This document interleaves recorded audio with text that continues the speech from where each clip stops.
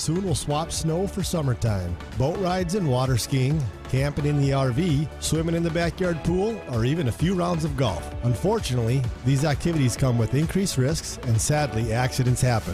Having the proper insurance can protect you from theft, damage, liability, and more. Experience the Irie difference. Let Irie Insurance take care of your summer risks. To find a location near you, visit us at IrieInsurance.com.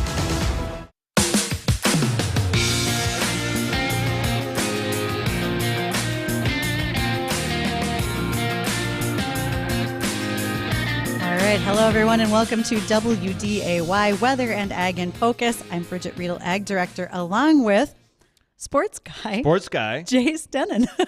Yes. So today became swag. Yes, it is. Sports, weather, and ag. Or just, ag and sports, as is, was, were. Could be. Yes. Yeah. Yep. So Dean and Justin are both sick. Yeah.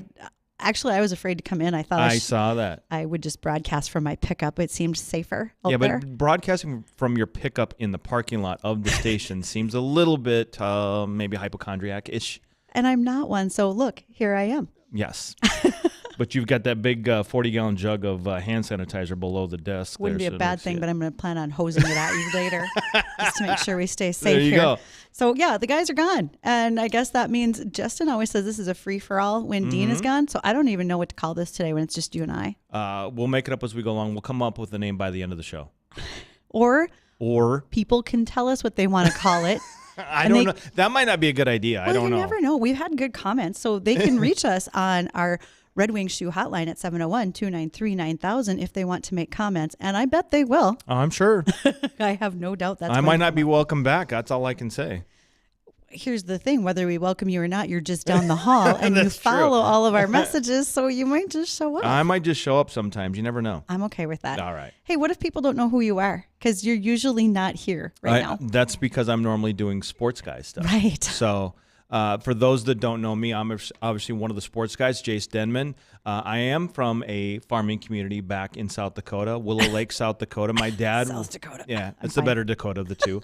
At least it's not the least visited state in the union, but that's a different story. That's Wyoming. So North Dakota moved up, huh? Oh, we'll talk about that later. Sorry. Okay, that.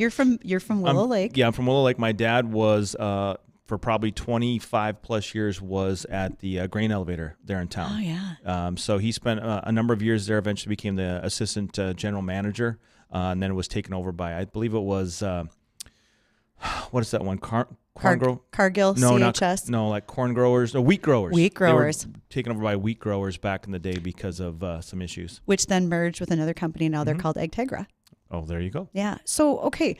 Actually, then this is really going to apply to you. And here's what brought it to mind. Your dad worked at the elevator. Yep. Did you ever get roped into the summer jobs, pulling truck corners, sweeping the driveway?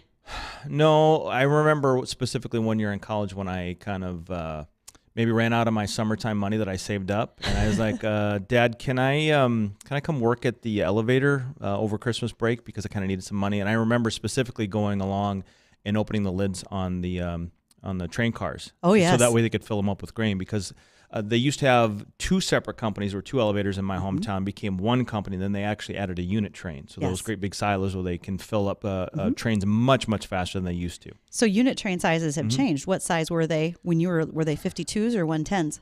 Oh, geez. 52 cars?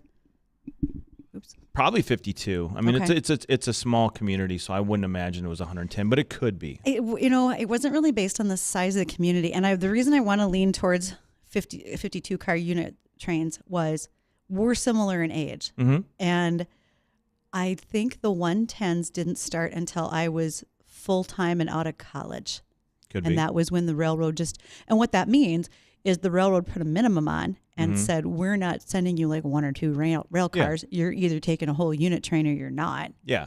And so, and the reason why I say 52 is because I remember opening all those during December. Yep. And obviously you had to have a pry bar to try and get those things open because they're frozen shut. And I remember walking down the length of train car after train car. I think the most, probably the worst thing they ever had me do is they had a big, dually tractor and you had to pull the train cars ahead back in the day. Yeah. And when you pulled it too far, then you try to back it up. So then you have to try and turn this giant 4-wheel drive tractor around. It wasn't the prettiest thing ever. on your resume, have you ever written down train car conductor? Because I would call it that. I mean, I know you were in a tractor with a tow rope, but still, I mean, you're not union. No, and I would also not write down a farm truck driver, because there was an issue when I took the truck up to Watertown to get a load of feed or something for the elevator. And for some reason, they didn't allow you to just open up both doors and just drive straight through, because that would be the easiest thing, and then shut the door behind you. You had to back in. Yeah. I've never been great with backing in big trucks. So needless to say, the big front fender on a grain truck, that kind of got bent. Oh. Dad was not happy when I brought it back to Willow Lake then. You didn't bend it back first? He did. He was mad first, and then he bent it back. I thought you bent it back. No, I bent it backwards, so then he just pushed up against a telephone pole and drove the truck into it and bent it back into place. So. I watched my brothers do that before. Don't tell Dad, but I did this kind of thing.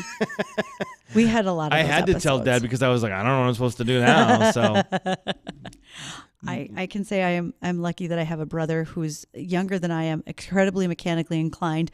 Unfortunately, wasn't really good at keeping secrets, so some stuff got out that shouldn't have. And maybe that's what today is just you and I and all of our worst wrecks. That's pretty much it. I mean, so there were times, around, in my hometown, and you spend time working at the grain elevator. I mean, there's that smell in the fall when they're drying corn at the elevator that combined with the diesel smell of the semis that would come through town, it's still kind of two of my favorite smells. Diesel on cold mornings is terrible. Because when I was in college, I lived somewhere close here to the studios, and I'd have to drive past the Flying J, and all those cold semis warming up in the morning. Sure.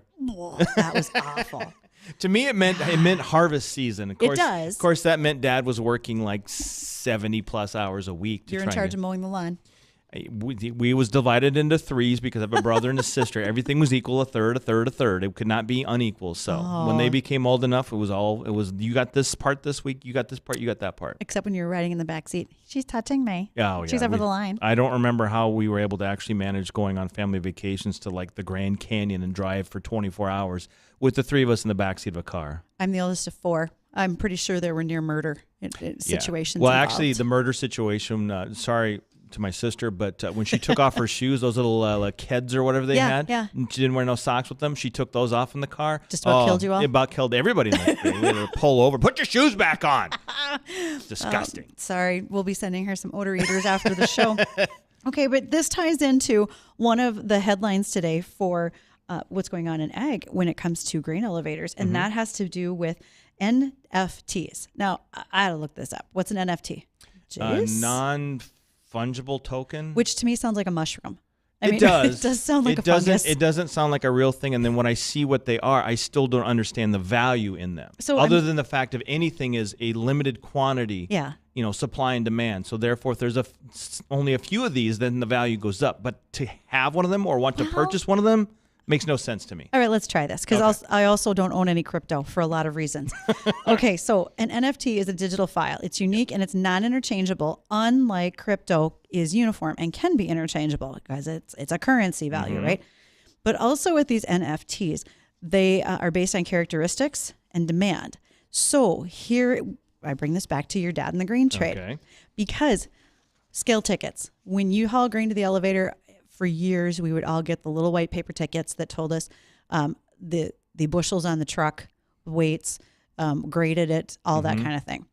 And then you drove down the road because you didn't have air conditioning and they all blew out the window down the highway. There's that, yeah. Yeah, record keeping was really gone to the wind. It was really high tech. Very. So then there's a company here in town by the name of Bushel, Jake Jorgenstead and Ryan Ragunus started that. And what they do is work with over 1,200 different grain entities where they now have made those scale tickets digital. Oh, that makes sense. So now you don't lose scale tickets out the window unless you accidentally fling your phone out. Now, and that's a transaction between farmer and elevator. Right.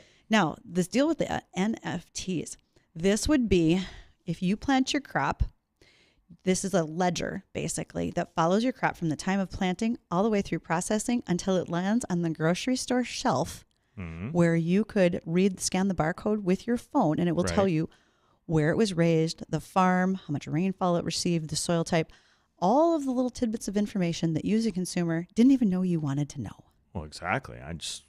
want to make sure my bread was fresh and not moldy. Well, it's so fresh. I can tell you what field it was in.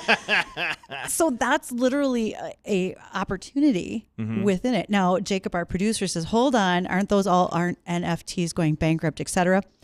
Don't know. Not real sure. Oh, he's nodding. He's yes. nodding that they are. Okay. What do you got, Jacob? Okay, so basically interest has fallen off for NFTs, so everyone is kind of pulling out. Okay. There's been a problem of theft, and there's been a problem of because basically an NFT gives you access to a server where the information is there. However, if the server closes, you still have technically the token, but you no longer have access to that.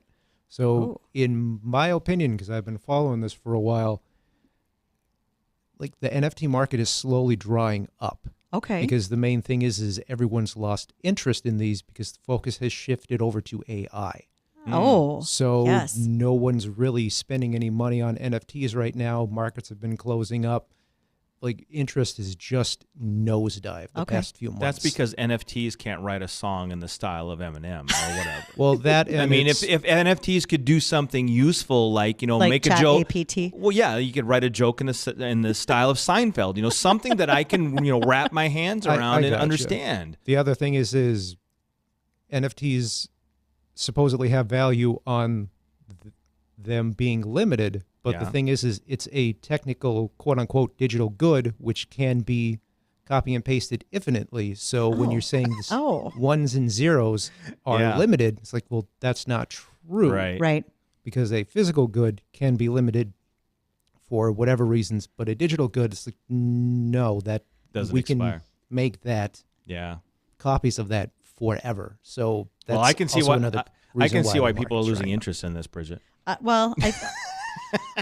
We're losing interest before we even knew that there was interest. I mean, that's the thing that just slays me is this is just a discussion that's recently happened and we're already moving right past it. Oh yeah. Maybe Chat APT overwrote the whole thing and we just didn't even know. Chat GPT said no one likes GPT, sorry. NFTs. Yeah, I'm using all the wrong there's consonants. a G and a T in there. You're fine. We know what you're talking about. Okay. We are getting our guests lined up, so we should be able to do that. We will be back shortly. We will continue with a quick check of the weather, as well as our guest today with Twin City Seed. We'll be back right after this. Here we grow. In case you haven't heard, we're planting a 20-acre field of soybeans. Hi, I'm Ag Director Bridgette Readel, along with Chief Meteorologist Dean Wysocki and Meteorologist Justin Storm here at WDAY. We'll be updating you weekly on our 20-acre field of soybeans. At the end of the summer, our profits will be donated to the Great Plains Food Bank. Follow along with interviews, videos, and more at WDAYRadioNow.com.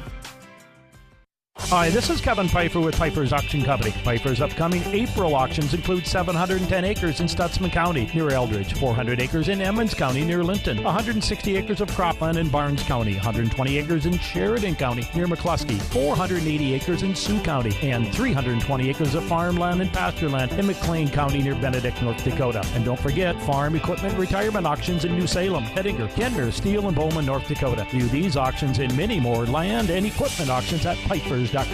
Acme Tools is your full-line Honda Premier Power Equipment dealer. Choose from a great selection of dependable, easy-starting Honda mowers, trimmers, and tillers. If it's portable power you're looking for, Honda is the market leader in generators ranging up to 10,000 watts of quiet, reliable power. And if you need to move water fast, Honda commercial pumps are what you're looking for. See the full line of Honda Power Equipment at Acme Tools in Fargo or online at acmetools.com. Do your best work. It's all about the NFL Draft, Day 1 on Busch Light Draft Night at Sweet Shots in Fargo. Primetime Sports will be live with Big Game James, Kyle, and Jace at Sweet Shots for Busch Light Draft Night, 6:30 to 10 p.m. Thursday, April 27th for the first round of the NFL Draft. Join the crew with Busch Light Drafts on special at Sweet Shots all night long. Enjoy delicious food and see who the Vikings pick and what area players have a chance to get drafted this year. That's Busch Light Draft Night with Primetime Sports live in the Sweet Shots Lounge this Thursday. When you are watching your favorite team or the NFL draft, a cold Busch Light goes down smooth. Known as the coldest and smoothest light lager in the country. Whether you're listening to us on Primetime Sports or watching your favorite team or sporting event. It's kind of like that feeling when you reel in a big fish, or the first hunt of the season, or packing that cooler with a cold Busch Light. Just make sure to have plenty of it around to help enjoy the time, so you can head for the mountains of Busch. There is no other sound like it. So enjoy the NFL draft with a smooth, cold taste of Busch Light.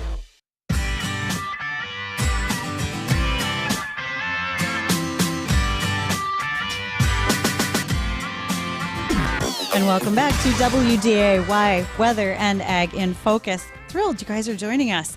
And my new fill-in today, not a weather guy, but not a weather guy. Sports guy. All right. Well, Jace, you want to be the weather guy today and give us the update? I can. According to our fantastic meteorologist, Justin Storm, partly cloudy skies will greet us as we start off our week. Temps will remain below normal with light wind from the north around 5 to 10 miles per hour. Today, highs near 48, partly cloudy tonight with light wind from the north around 5 miles per hour and a low near 25. Light wind carries over into Tuesday from the east with plenty of sunshine with highs near 52. A trio of clipper systems bring us scattered precipitation from Wednesday through Saturday with breezier conditions. Temperatures will be in the 40s and 50s. All right, it's not the worst. It's not the worst. It's going to be okay. I mean, as long as this precipitation is in the form of rain and not snow, then I won't freak out. Okay.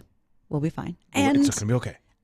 And I don't think it's going to be like a downpour. No, I think it's just a kind of typical spring type showers, although this isn't exactly spring weather, but whatever. You know what the nice thing is when you get a typical spring shower like that? Kind of cleans the place up. Oh, yeah. Looks a little dirty out there right now. When it is all dirty and kind of muddy from all the snow and cleaning up the snow, yeah, it's nice to get that rain and get everything cleaned off and green and ready to go. Been messy. Speaking of clean and green things, let's bring in our guest today, and that is a gentleman by the name of James Wolfin. I hope I said that right. James is with Twin Cities Seed Company. James, how are you today? Good. Yeah, you nailed the name there, so we're off to a good start. And similar to you, it doesn't feel like spring, but technically, according to the calendar, it is in fact spring. It is. So tell us more about your business, James. We have lots to learn. What are you doing over there at Twin Cities Seed?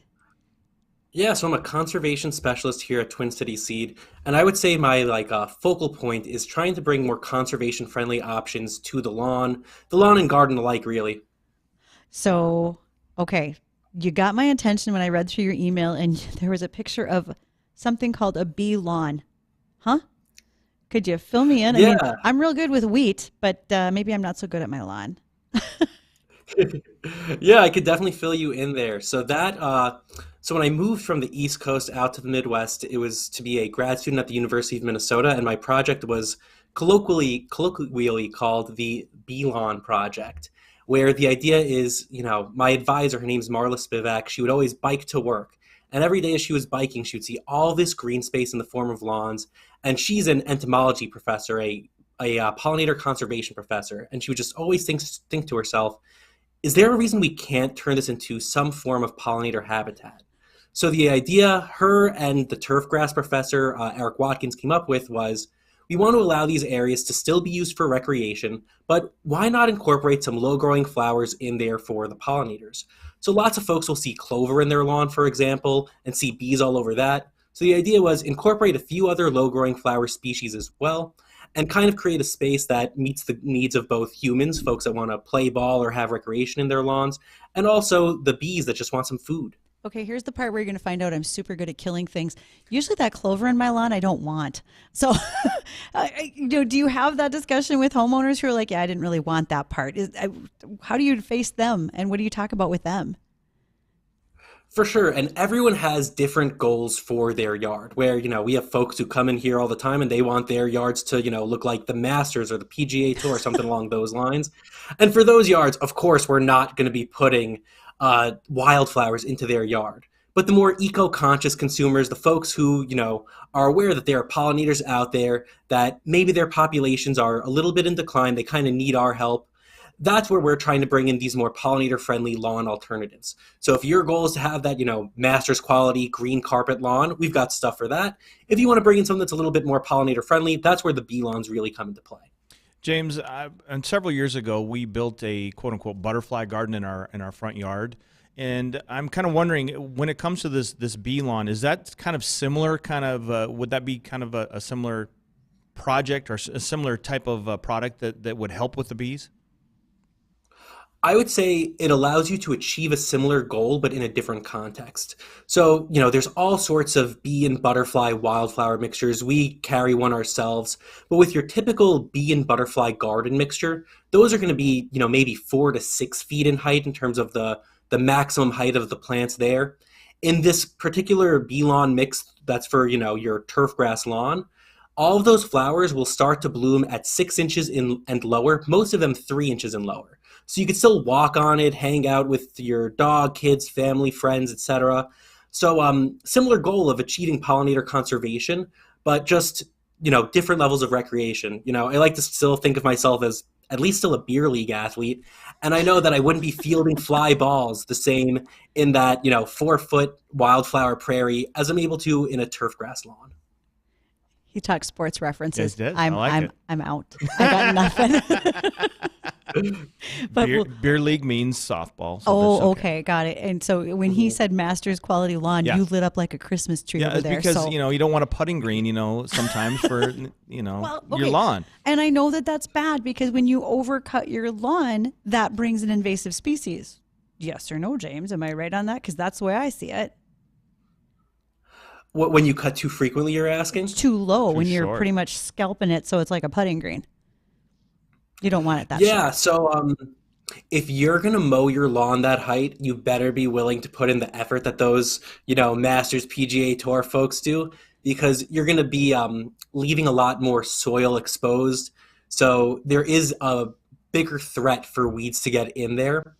Some folks do it. I do not. That's way too much work for me personally. But yeah, there are folks out there who will cut real low and, their lawn is their baby or something along those lines. Right. But, different strokes for different folks. Well, James, I do know from the time period I lived in Arizona that we played in a softball league, and it wasn't quite beer league for your level, but the grass in that outfield felt like you were running around on a putty green. And sometimes I think it's just the type of grass, and I don't think that breed of grass, or what do you call it, the type of grass is the same down in Arizona than it is up here, correct? Yeah, you'd be right. Where there's warm season grasses and cool season grasses. In Arizona, I would guess that you were playing on some sort of Bermuda grass, where I know the Cardinals, for example, the NFL team down in Arizona, they play on primarily Bermuda grass. But up here in the north, North Dakota, South Dakota, Minnesota, it's a lot of Kentucky bluegrass or perennial ryegrass, or even more and more popular are the tall fescues. They're kind of the new exciting kid on the block in the turf grass world, that is. There you go. The new kid on the block. I like that. I have been able to identify a fescue in the past. There you go. In a pasture situation.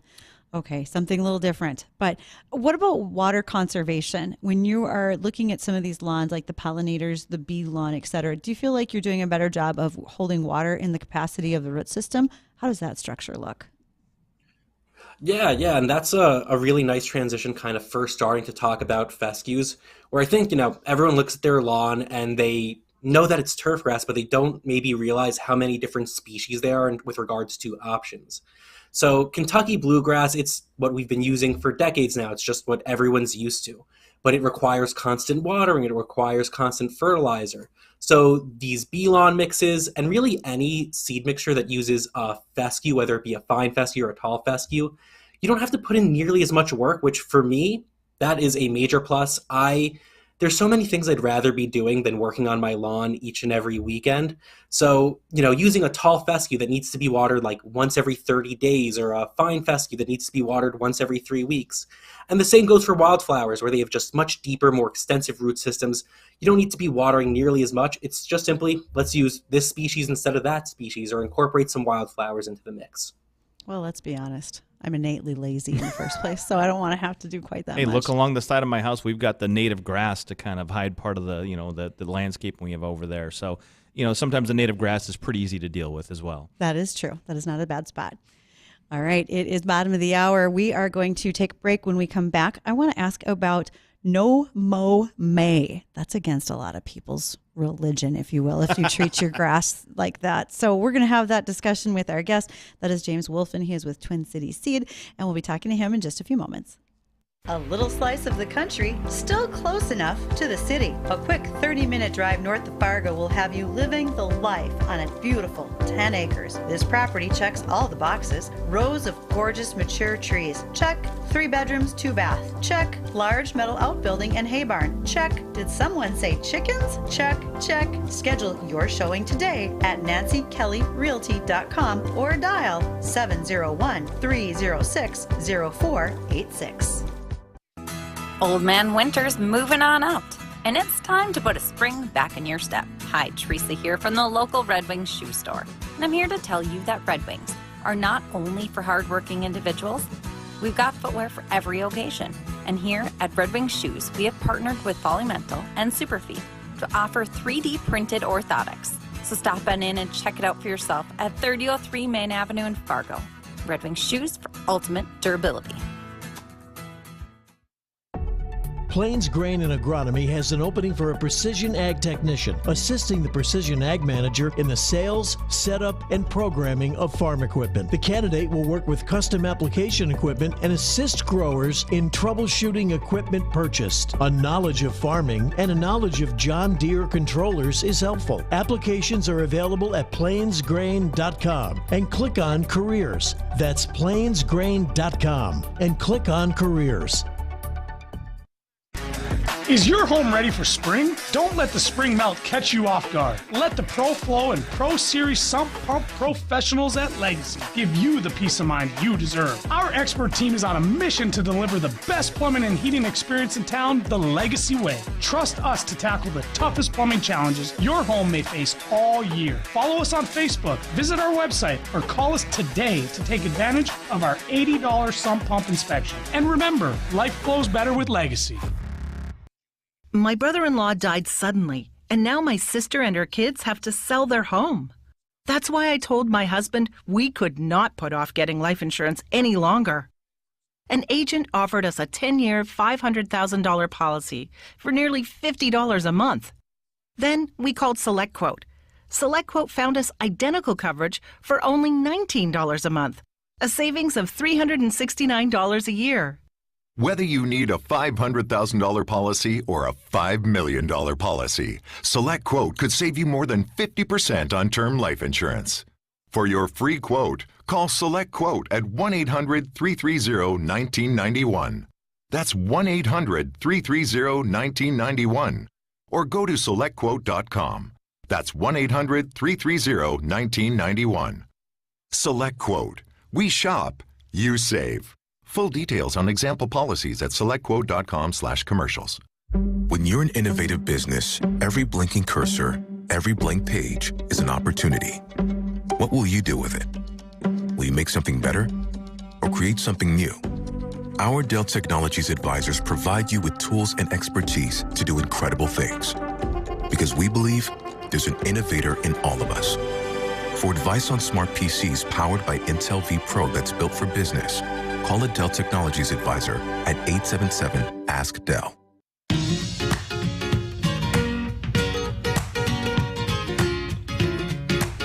Welcome back to Weather and Ag. Jay Stemman filling in for Justin Storm and Dean Wysocki.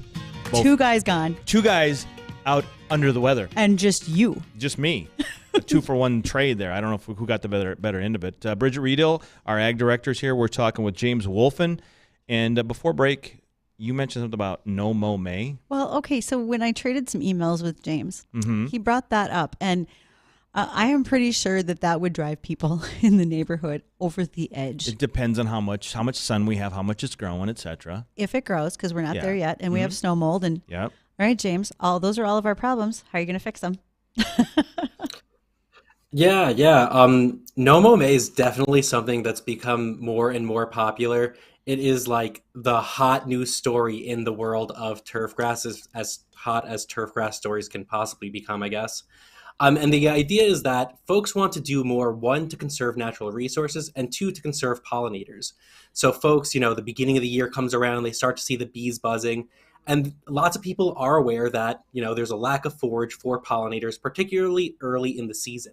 So they see those dandelions going in the ground, they see a bee or two on them, and they think, if we refrain from mowing, we can have more food available to these pollinators. And to an extent, that's true. I mean, bees visit dandelions, they visit other lawn flowers. The only big hiccup there is that your turf grass grows fastest, or one of the months in which it grows really fast would be the month of May.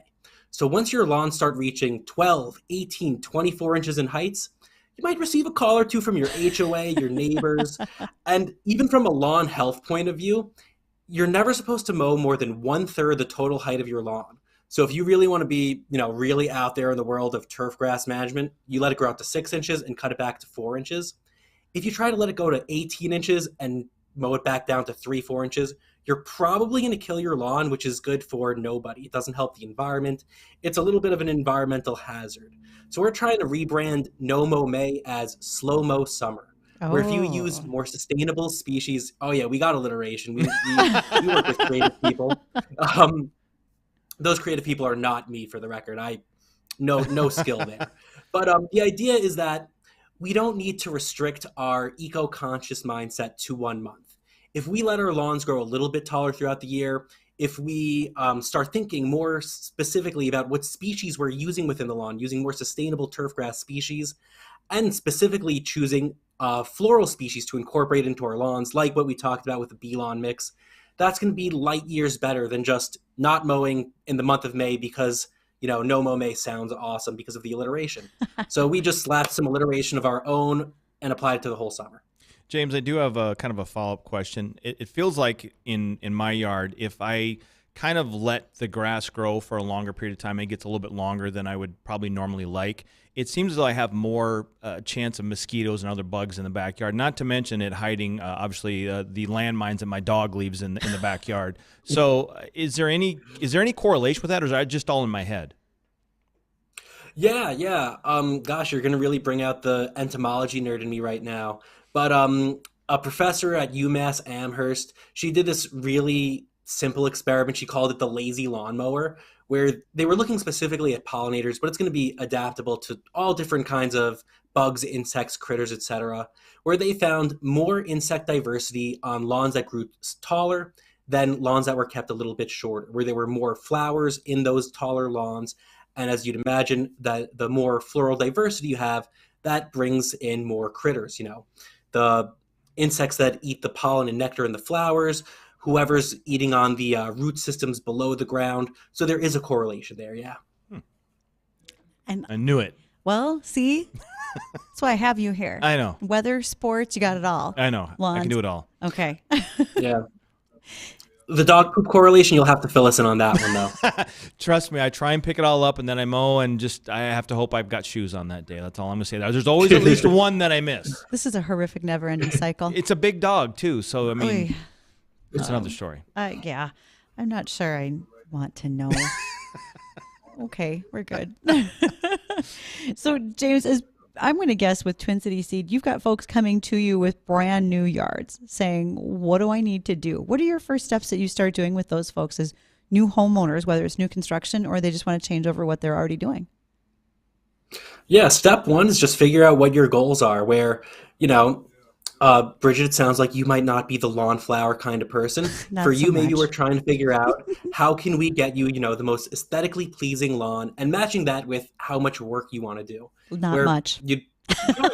Exactly. So there are people out there, they call themselves lawn care nuts. You can imagine how much work they're willing to put in. They don't mind doing the constant water and the fertilizer, etc. So we've got stuff for them, the folks who, take a lot of pride in all of that. But we've also got some mixes and options that are much more low input. Those tall fescues I mentioned earlier, they don't need nearly as much water. They don't need nearly as much fertilizer. I wouldn't say they're going to put Kentucky bluegrasses extinct, but they're going to become the new norm for at least these cool season northern climate lawns.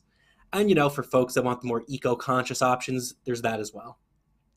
I got so eco-conscious, I just planted a garden so I didn't have to mow. So, I don't have a sprinkler system, so then by July I don't have to mow either. That's very true. It's survival of the fittest at my house as well. Exactly. There's no more. And James, if people wanted to we'll call you up and say, okay, I need a blend. What do you think? Is there some sort of starter one, or is it really going to be a lot more homeowner specific? Not really a universal starter blend, perhaps. So if we had a one size fits all, I would say it would be our tough turf mix, where it's primarily tall fescues with still a little bit of Kentucky bluegrass. And it works really nicely in both sun and shade. But the real key is it doesn't need to be watered all that much. Where you mentioned before, you don't have a sprinkler system. And that used to be fine here in the North Central. Believe it or not, it did used to rain out here. But these past 2 years, it's been nothing but drought. So, everyone that calls up, they're all looking for these drought-tolerant options. So the tall fescues, mixes that include tall fescues, are becoming just way more popular.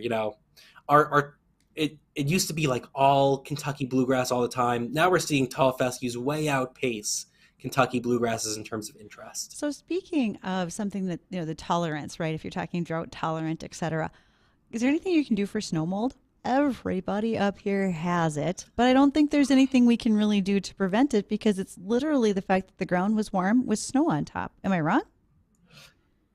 No, you're right. That is kind of the ingredients that lead to snow mold. And whether it's North Dakota or Minnesota, you're always going to have those two things in play.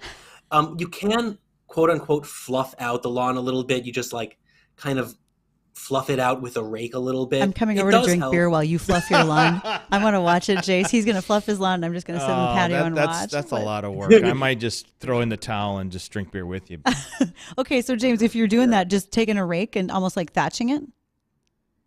Not quite thatching it, more so like lifting it up a little bit with the rake, just kind of pulling it out.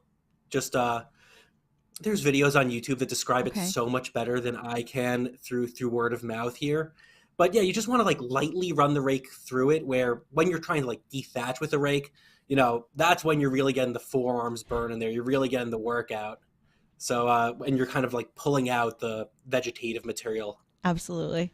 James, how important is it, because it always comes up on my little yard care thing each year, how important is it to have your lawn aerated to kind of maximize your yard and how well the grass can kind of cover your yard?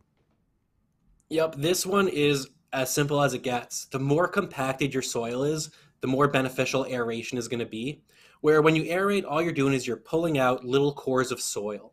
So it helps to break up that compaction when you pull out those cores of soil. So let's say you've got some really high quality, light, fluffy topsoil, which I'm sure very few of us are lucky enough to be in that situation. Then aeration, it's never going to be a negative, but it's not going to be as beneficial as it is to the resident who's got that dense, heavy clay soil yard where, when you try to put the shovel through it, you're barely getting 3 inches deep. Sure. So the more compacted the soil, the more beneficial aeration is going to be. I guess that's what I now know what I need to do. So, because I've got that clay type of soil in West Fargo. Well, you would be on the bottom of a riverbed, so she's kind of mucky over here. Mm-hmm. That would be it. So I was at a Rotary Club meeting earlier. I was their speaker, and one gentleman asked about bees, and you mentioned the entomology nerd. So James, I'm going to see if this is kind of like testing your knowledge. He mentioned that he has been reading some reports. This was a gentleman in the audience that we're having trouble getting bees out of California, that they are slow to move. I don't have any details to it. I wasn't sure if you'd heard anything along those lines about some of the pollinators being slow to get here. My first thought is, well, I wouldn't bring them here either. It's cold yet, but I think they're just very liberal. They don't want to move. It's all politics. Could be. So, but I don't know if you've heard anything, James, as far as bees, because you seem very in tune with pollinators as well as an entomologist. Yeah. The bee world is definitely my cup of tea here. So when that individual is talking about bees, I'd have to imagine they're talking about specifically honeybees, right? Where honeybees are more like livestock than they are, a wild species. So they get shipped all across the country based on different pollination windows. Yes. So in, February, March, they're rolling through California, doing a lot of almond pollination. So if that, had any hiccups or anything like that, then yeah, they might still be waiting on the clock to be shipped back through the north here. Right, and because we do get them up north. North Dakota's number 1 in honey production. South Dakota's number 2. Yep. Did not know that. Oh, I'm a wealth of useless knowledge over here. And with honey production, you're right. We've got to wait for the bees to get here, and it hasn't exactly been nice. They do come loaded on trailers that have nets over them. They buzz at a truck stop. I'm sure they're probably like, nah, not yet. We'll wait till it warms up. I know you called, but you don't have anything. Yeah, it's like, what's the temperature? Nah. No, not happening. I mean, just ask the geese that have been outside of our building the last week or so, and they're like, Phil, you said it was going to be warm. Nope, too soon. You know what? Geese mate for life, and one is always mad at the other over these types of things. So Sounds there like you go. a lot of relationships. And apparently the one that we've just developed today. Goodness. All right. James, as we start to wind down, first of all, what is your most popular question that we haven't asked you yet? And then second, how would people find you if they wanted to reach out? Yeah, if you wanted to reach out to us, twincityseed.com, my email, jwolfin@twincityseed.com. Let's see. So the most recent question had been all about, the drought tolerant mixes, but we've covered that. And I guess, just taking a step back and thinking about how should I design my yard across the board, where, turf grass lawns became popular, English monarchy stuff where it was like a sign of wealth, where I don't think we're trying to impress the queen anymore. I think we've evolved past that, I'd hope.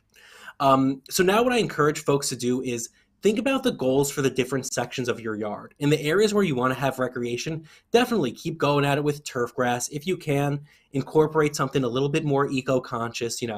We just use so much water and fertilizer on these things. Anywhere where we can take a step back is great. But in those areas that you're maybe not using as much, try to think about where you can incorporate some wildflowers. So many of our pollinators really need our help. And even just incorporating those native wildflower species at a local residential level, it has tremendous impact on their populations across the board. So yeah, where you want to play ball with the kids, hang out with the friends and neighbors, etc., definitely keep that as turf. But in the areas that aren't being used as much, think about how you can redesign those areas. So James, I had overlooked the fact we got a quick email here, and it says, any tips for keeping a lawn healthy during a drought? And what couple top 3 things that you would think of people should be doing if there's a drought situation for their lawns? Yeah, so I wish I had something more, exciting than water, but water is definitely the key to drought tolerance. But there's a couple other little tips and tricks there as well. So in the beginning of the season, so I guess let's think about it from a turf grass science point of view. The most drought tolerant lawns are going to be the ones with the deepest root systems. Yeah. The easy way to get deeper root systems is to pick a species with deep roots. So we mentioned before these fescues have much stronger drought tolerance. It's because their root systems are, they're being measured in feet rather than inches. A Kentucky bluegrass lawn, those roots are going to be 3 to 6 inches deep.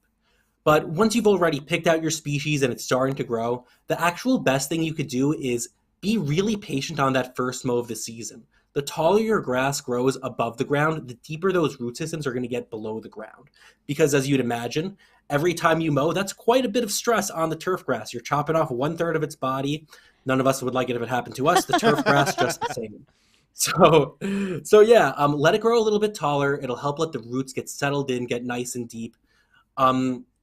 And they'll be able to draw up that water from much deeper in the ground. So species selection and being patient on that first mow, those are kind of the first 2 keys. Well, thank you so much. This has been James Wolfin. He is with Twin City Seed. He has been answering all sorts of questions for us about lawn, gardens, bee lawns. If you missed it, you're going to want to go back and listen to the live stream on Facebook, YouTube, and Acres TV. We are going to catch up to the American Ag Network with the markets and be back right after that. It's all about the NFL Draft, Day 1 on Busch Light Draft Night at Sweet Shots in Fargo. Primetime Sports will be live with Big Game James, Kyle, and Jace at Sweet Shots for Busch Light Draft Night, 6:30 to 10 p.m. Thursday, April 27th for the first round of the NFL Draft. Join the crew with Busch Light Drafts on special at Sweet Shots all night long. Enjoy delicious food and see who the Vikings pick and what area players have a chance to get drafted this year. That's Busch Light Draft Night with Primetime Sports live in the Sweet Shots Lounge this Thursday.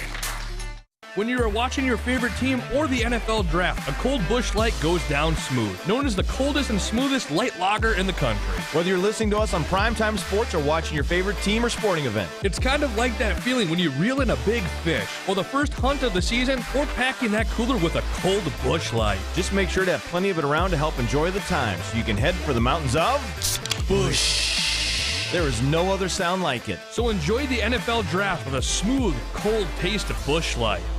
People with chronic lower back pain have often tried lots of different things, and most of those things just don't work, and they're searching things that do work. Non-surgical spinal decompression is a type of treatment done with a specialized machine that has very high success rates, and we're lucky to be one of the few clinics in the entire state that has it. I had horrible neck pain due to a degenerated disc. I went and saw Dr. Zimmerman. It got better. It got way better. You know, at the clinic, it is very easy to schedule, and they work around any schedule you have. He has actually fit me in prior to the weekend if I have a relapse, so I'm not in pain over the weekend. So very good care there. The success rate for decompression treatment based on research is just about 90%, although I think ours is higher because we incorporate other types of care to address the dysfunction. Whether it's the neck or the lower back, decompression treatment can be effective for a wide variety of conditions that include bulged, ruptured, or slipped discs, pinched nerves, sciatica, and joint arthritis, and sometimes can be effective in just a few treatments. Find us at theclinicnow.com.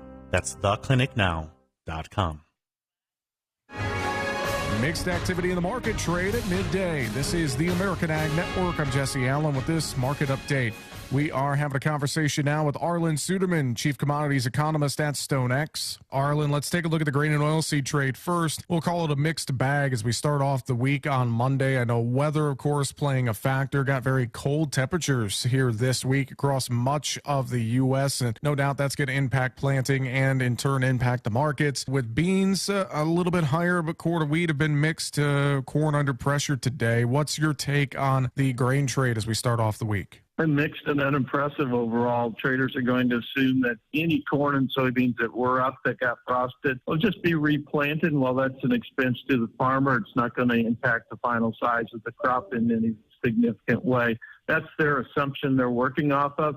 We did get some support in Kansas City wheat, spilling over to Minneapolis wheat on a freeze that did stretch down and do some damage to wheat in central Kansas over the weekend. That crop's already very short because of the drought, so this is going to add to some of those problems going forward. But even there, the support is very modest at best and just trying to hold on to those modest gains going into the middle of the day. We did see pressure on corn this morning when USDA announced that China canceled 12.9 million bushels of previous purchases. That's not a good sign when you look at overall export inspections for corn this year for the marketing year to date, falling short of the seasonal pace needed to hit USDA's target by 183 million bushels. Soybeans found some support early from good crush demand here in the United States amid tight stocks, but even that support is starting to fade now as we go into midday. That's Arlen Suderman of StoneX. Cattle remain under pressure after the cattle on feed report, with hogs slightly higher. This is the American Ag Network.